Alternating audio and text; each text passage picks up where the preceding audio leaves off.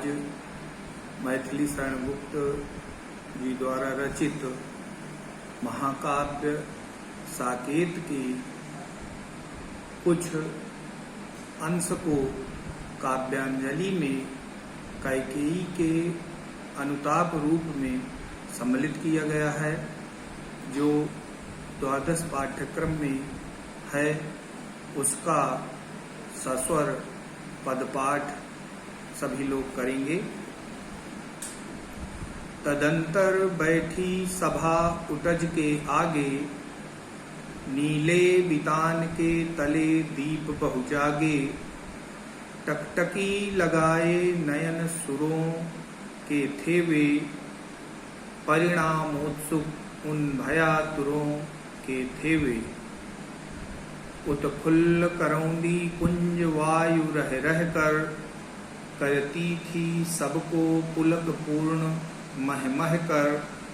वह चंद्रलोक था कहाँ चांदनी वैसी, प्रभु बोले गिरा गंभीर नीर निधि जैसी। हे भरत भद्र अब कहो अभीप्सित अपना, सब सजग हो गए भंग हुआ ज्यों सपना। हे आर्य रहा क्यों भरत अभीप्सित अब भी, मिला अकंटक मिल गया अकंटक राज्य उसे जब तब भी। जब चित्रकूट में भगवान राम अयोध्या से आ गए हैं और उनको मना करके वापस ले जाने के लिए भरत चित्रकूट आते हैं, तो सायंकालीन के समय में वहाँ पर सभा का आयोजन होता है और उस सभा में भगवान राम बैठते हैं और उनके सामने भरत भी बैठता है। और नीले आकाश के नीचे जैसे बहुत से दीपक जल रहे हैं, इस प्रकार सभी लोग वहाँ पर सुशोभित हो रहे हैं। इन नयनों को देखने के लिए जैसे तारे टकटकी लगा करके देख रहे हैं और इस मिलन का, इस बैठक का परिणाम क्या होगा, इस परिणाम में कुछ भयानक न हो जाए, ऐसी सबकी कल्पना है और सभी लोग बड़े ध्यान से उसको देख रहे हैं।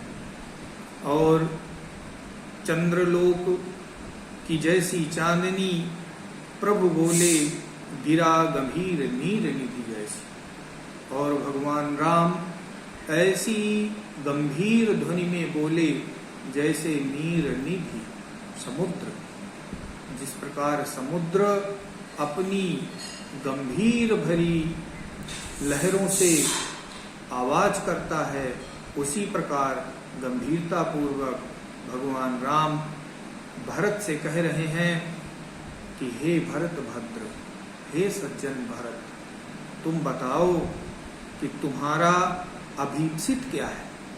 अभीप्सित माने कुछ चाहने की इच्छा, कुछ मिलने की इच्छा, कुछ प्राप्त होने की इच्छा। तो कहते हैं कि अब तुम्हारा क्या, तुम्हारी इच्छा है, बोलो।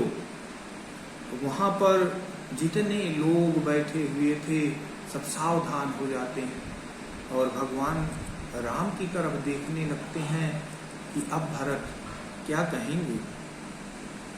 भरत कहते हैं कि हे आर्य, अब मेरा अभीप्सित क्या है, मुझे तो सब कुछ मिल गया है। अकंटक राज्य मुझे मिल गया है, अब भी मेरी कोई इच्छा है। और आप वृक्षों के नीचे जंगल में बसेरा पा गए हैं, अब इससे ज्यादा मेरी इच्छा क्या हो सकती है।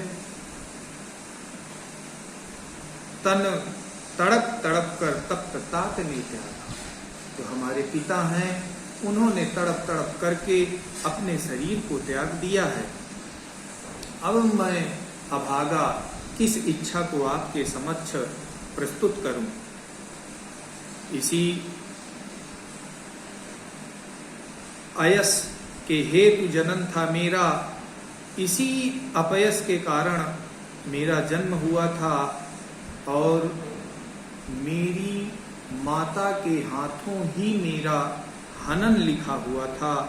अब मेरी कौन सी इच्छा हो सकती है? हे आर्य, मेरी इच्छा को अब आप ही बताएं। यहाँ पर भरत व्यंग भाषा का प्रयोग करते हैं और व्यंग में कहते हैं कि आप ही हे आर्य मेरी इच्छाओं को बता दें।